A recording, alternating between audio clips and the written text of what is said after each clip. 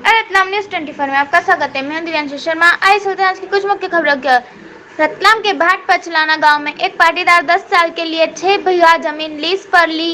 इस अवधि में जमीन मालिक का निधन हो गया तो लीज धारक ने फर्जी जमीन की रजिस्ट्री करवाकर जमीन पर कब्जा कर लिया। जमीन मालिक के पुत्रों ने जब लीज की अवधि खत्म होने के बाद अपनी जमीन वापस लेना चाहे तो लीज पर लेने वाले व्यक्ति ने बताया कि तुम्हारे पिताजी ने हमें जमीन बेच दी थी और मेरे पास इसकी रजिस्ट्री भी है। लेकिन जमीन मालिक के पुत्रों का कहना है कि मेरे पिताजी ने भाट पचलाना पुलिस को मरने से पहले बयान दिया था कि उन्होंने जमीन अशोक पाटीदार को 10 वर्षों के लिए लीज पर दी है, उन्हें बेची नहीं है। इसका वर्तमान में कोर्ट में केस भी चल रहा है, लेकिन जमीन मालिक के पुत्र अभी भी अपनी जमीन पर खेती करने से वंचित है।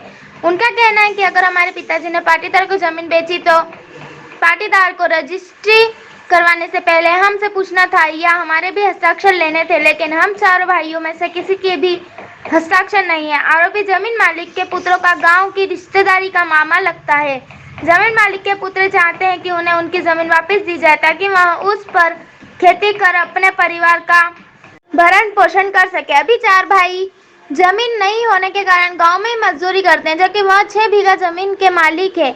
वह अभी तक 10 वर्ष की लीज की अवधि खत्म होने का इंतजार कर रहे थे। अवधि खत्म होने के बाद जब वह अपनी जमीन पर पहुंचे तो आरोपी पाटीदार ने उन्हें यह कहकर वहां से भगा दिया कि तुम्हारे पिताजी ने यह जमीन हमें बेच दी थी। आरोपी ने यह भी नहीं बताया कि कितने रुपए में बेची जमीन और रजिस्ट्री के समय कौन कौन साक्षी मौजूद थे। रतलाम से आर न्यूज के लिए राकेश शर्मा की रिपोर्ट। शंकर आ रही तो यार बसन में तो वही आम कोई फोटो लानो आपने